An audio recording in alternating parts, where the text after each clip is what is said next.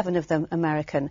Defence Secretary Liam Fox met his US opposite number, Robert Gates, in London this afternoon, and Afghanistan was at the top of the agenda.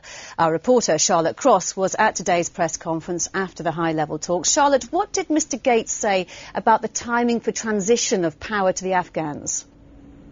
Well, Robert Gates stressed that July 2011 represents just the start of a transitionary phase from military to more civilian-led operations. He said that transition, the speed of that transition will depend on conditions on the ground at the time, but he stressed the US intends to partner Afghanistan for what he called a very long period into the future, and that translates into the US commitment, demonstrating its commitment to Afghanistan, not necessarily with the number of troops, but in the fact that it intends to partner the country for many years to come. Mr. Gates also paid tribute to the troops who've died during the conflict. Right now, 9,500 British troops are demonstrating incredible courage on the battlefields of southern Afghanistan. I told Dr. Fox how much we in America appreciate his nation's leadership in this effort, and I offered my condolences for the nearly 300 British troops who have been lost in the conflict, including several just this week.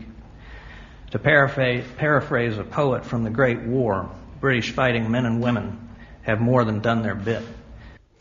And Charlotte, it looks likely British forces will be staying where they are and not moving to Kandahar. Yes, Dr. Liam Fox gave the strongest speculation yet that British troops will not be moving from Helmand to Kandahar. There's been speculation that they will move to Kandahar to fill the gap left by the Canadians when they pull out next year.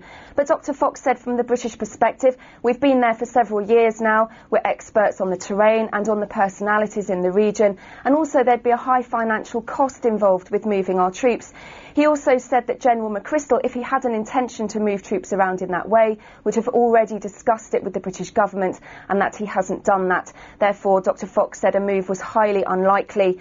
Dr. Fox was also asked how committed we remain to keeping British forces in Afghanistan. How committed are we? Well, we're committed to seeing it through to resolution.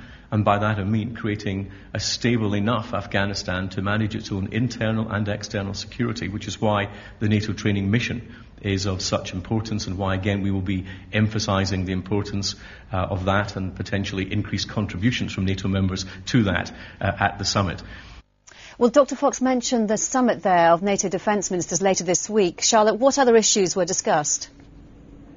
Well, with that NATO summit, both men said that high up on the agenda will be Iran and working out a strategy for dealing with the nuclear threat posed by Iran. All right, Charlotte, thank you.